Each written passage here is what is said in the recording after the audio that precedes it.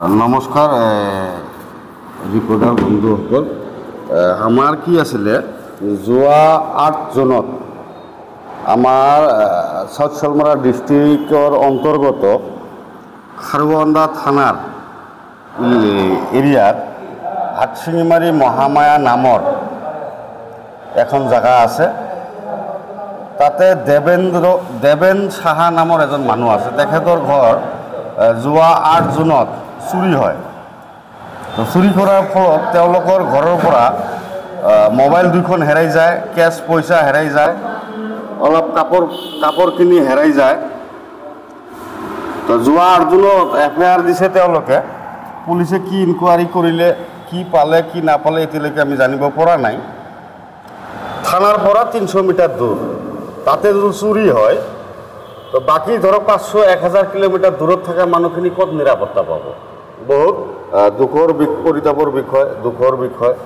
তো এই মানুহখিনিৰ কি হৈছে, 2খন যি মোবাইল আছে, চবতকৈ বেছি ইম্পৰ্টেণ্ট হৈছে 2খন মোবাইল। তেওঁলোকৰ আপোনাৰ অনলাইনৰ আজিকালি চব অনলাইনত গুচি গৈছে, একাউণ্ট মোবাইলত আছে। আপোনাৰ এওঁলোকৰ যি বিজনেছৰ কিবা ডকুমেণ্টছ পাতি চব মোবাইলত আছে। তো গতিকে খাৰুৱান্দা আৰক্ষী চকীৰ IC জনক আমি অনুৰোধ কৰিম যে অতি সোনকালে পুলিচে যি প্ৰচেছ ল'ব লাগে লওক, আমাৰ এই মানুহখিনিৰ মোবাইল উদ্ধাৰ কৰি দিয়ক আৰু চোৰকেইটা ওলাই দিব লাগে। এই কাৰণত 300 কিলোমিটাৰৰ ভিতৰত যদি আমি চুৰি হয় আমাৰ, তো মানুহ 500-1000 কিলোমিটাৰত যিসকল পৰিয়ালে থাকিব তেওঁলোকে কেনেকৈ নিৰাপত্তাত থাকিব? আমাৰ 15-20 দিনমান আমাৰ আৰক্ষী অধীক্ষকে নাছিলে। তেখেতৰ ছুটিৰ সময়ত কোনোবা এজন বেলেগ অফিচাৰ আছিলে। তো তেখেতে নতুন অফিচাৰ, আমাৰ জাগাৰ বিষয়ে কি জানে কি নাজানে আমি নাজানো। তো তেখেতে কি কৰিব পাৰিলে, কৰিব পৰা নাই নাজানো। তো আমি আমাৰ সাউথ শালমাৰা ডিষ্ট্ৰিক্ট আৰক্ষী অধীক্ষকক মই অনুৰোধ কৰিব বিচাৰিছোঁ যে সাউথ শালমাৰা ডিষ্ট্ৰিক্টত নিৰাপত্তা দিয়া দায়িত্বটো আপোনাৰ।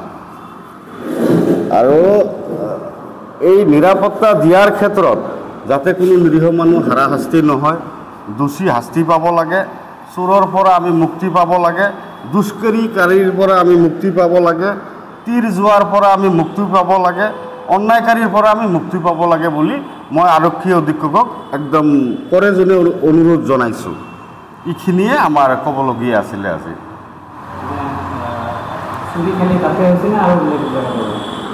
এতিয়া বহুদিন মন্দিৰ ক'ব গ'লে আমাৰ এজন হাজং মানুহৰ এটা ঘৰ আপোনাৰ এই ধানুৱা মানে কি কয় এইটো টানগাঁও এৰিয়াত। তেখেতে কেচাৰৰ মেনেজাৰ আছিলে। তাৰ ঘৰটো চুৰি হোৱাৰ ফলত দেখিছোঁ যে তেখেতে আজিলৈকে কোনো নিৰাপত্তা পোৱা নাই বা কোনো একশ্যন পোৱা নাই।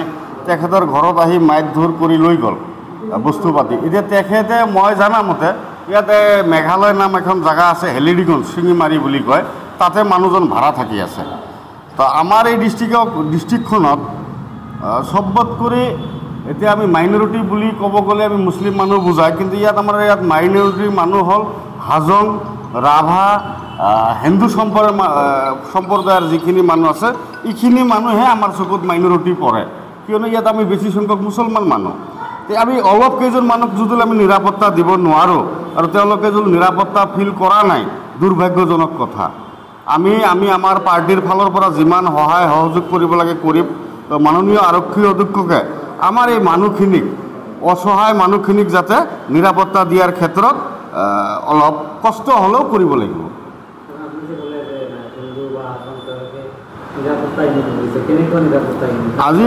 আজি মই জানাত আপোনাৰ এইটো কি আছিলে, বাগাপাৰা এৰিয়া বুলি ক'ব, কালাপানী এৰিয়া জিলা পৰিষদ এৰিয়া হ'ব। তাতে আমাৰ হাজং মানুহ মাইক ধৰ কৰি ঘৰৰ বস্তু পাতি চব লৈ গৈছে। এতিয়া মানুহখিনি আপোনালোকে প্ৰেক্টিকেলি চাওক, কালাপানী থানাত FIR দিয়া হৈছে। তাৰপাছত মানুহখিনি এতিয়া বাধ্যগতভাৱে শিঙিমাৰী মেঘালয়ত ভাড়া লৈ থাকিব লগা হৈছে। ইয়াত মহামায়াত কেইঘৰমান হিন্দু মানুহ আছে, থানাৰ পৰা 300 মিটাৰ দূৰত, তাতে চুৰি হয়। তো কেনেকৈ নিৰাপত্তাত আছে? নিৰাপত্তাহীনতাত ভুগিছে মানুহ। এইটো যোৱা 8 জুনত চুৰি হৈছে। চোৰৰ অত্যাচাৰ হৈছে। চোৰৰ পৰা আমাৰ মানুহখিনিক নিৰাপত্তা দিব লাগে। আৰু আমাৰ এই বজাৰখন যোনটো বজাৰ আছে ইয়াত আমি নাইট ডিউটি দি বজাৰখন চলাই আছোঁ। আজি দীৰ্ঘ দিনৰ পৰা বজাৰ, থানাৰ পৰা বজাৰ 50 মিটাৰমান হ'ব। থানাৰ পৰা এখন বজাৰ হেডকোৱাৰ্টাৰ ডিষ্ট্ৰিক্টত যদি 50 মিটাৰ দূৰত আমি মানুহ হাজিৰা দি কিনি যদি ডিউটি মাৰিব লাগে, তেনেহ'লে আমাৰ গাঁৱত কি হ'ব? থানাৰ পৰা 50 মিটাৰ দূৰ আপোনালোকে চাব, প্ৰেক্টিকেলি চাব যে থানাৰ পৰা 50 মিটাৰ দূৰত এখন মাৰ্কেট আছে, ছুপাৰ মাৰ্কেট নামৰ এখন মাৰ্কেট। এই মাৰ্কেটখনত মাৰ্কেটৰ বিজনেছ সন্থাই পইচা পাতি দি কিনি হ'লেও ডিউটি দি বজাৰখন চলাই আছে। চুৰিকাণ্ডটা হৈছে, কোনো ইজাহাত দাখিল কৰিছে নেকি? এইটো আমাৰ দেবেন সাহাই ইজেহাত দাখিল কৰিছে।